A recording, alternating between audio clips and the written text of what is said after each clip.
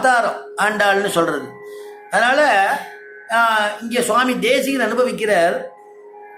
அம்மா ஆண்டாளை பற்றி சொல்கிறா, ஆண்டாள் நீ சொன்னதான ஒரு வாக்கு சுத்தி, நீ சொல்றதான சீசுக்தி இருக்க, அது இவ்வளவு பரிமளம் வீசுறதுன்னா அதில் என்ன ஆச்சரியம் இருக்கு?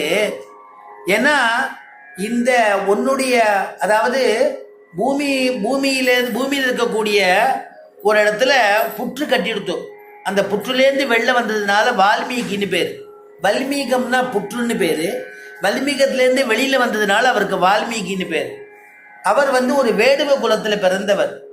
அந்த வால்மீகிக்கு ரிக்ஷன்னு பேர். வேடுவ குலத்தில் இருந்தவர். இப்படியே பட்சி இந்த மான்கள் இதெல்லாம் அடித்து சாப்பிட்டு இருந்து அப்படிலாம் பண்ணிட்டு இருந்தவர். அந்த சமயத்தில் வர சப்த ரிஷிகள் அங்கே வந்தா. சப்த ரிஷிகளை யாதிரிசிகமாக அவரை சேவிக்கக்கூடிய ஒரு பிராப்தம் கிடைச்சது இந்த ரிக்ஷனுக்கு. அந்த ரிக்ஷன் அவளை சேவிச்சான்.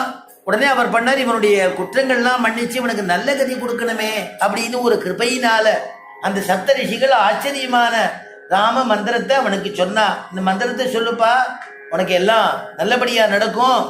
அந்த மந்திரத்தை ஜபிச்சுருன்னா. என்ன மந்திரம்னா, அவன் காட்டுவாசியா இருக்கிறதுனால அவனுக்கு வரல.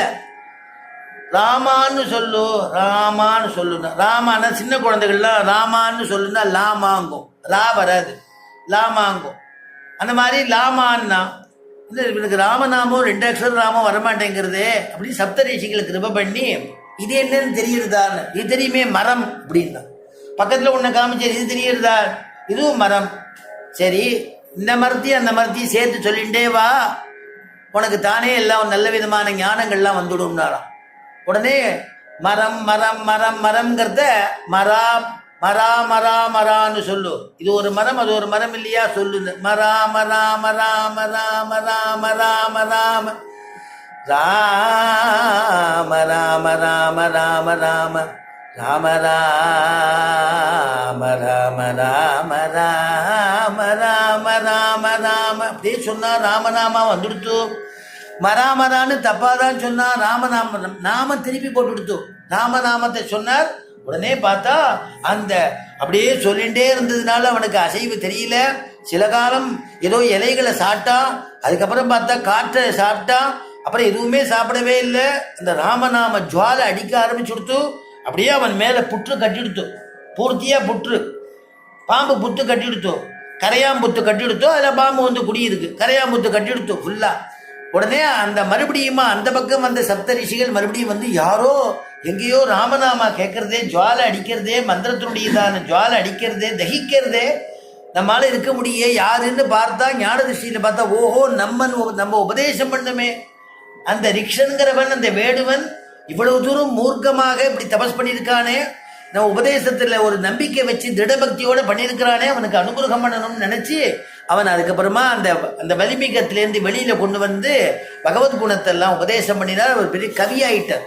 அதனால் கவி சக்கரவர்த்தியான சுவாமி தேசிகன் கேட்குறார், வல்மீகத ஸ்ரவணதோ வசுதாத்மனஸ்தே ஜாதோ பபூவ சமுனிஹி கவி சார்வபௌமஹா.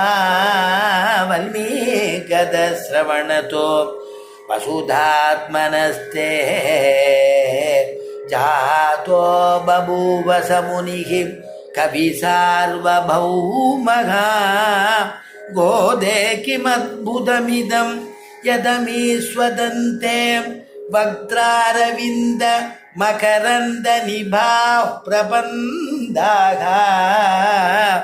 கோதே கோதே கிமத்புதமிதம் அத்புதமிதம் கிமத்புதமிதம் கோதே கிமத்புதமிதம் யதமே ஸ்வதந்தே வக்த்ராரவிந்த வக்த்ராரவிந்த மகரந்த நிபா பிரபந்தாக. சுவாமி தேசிகன் கோதாஸ்துதியில் கேட்கிறார், அம்மா கோதா பிராட்டியே, பூமி பிராட்டியினுடையதான அவதாரம் தானே நீ, அதனால ஒன்னையே கோதான்னு சொல்லலாம்.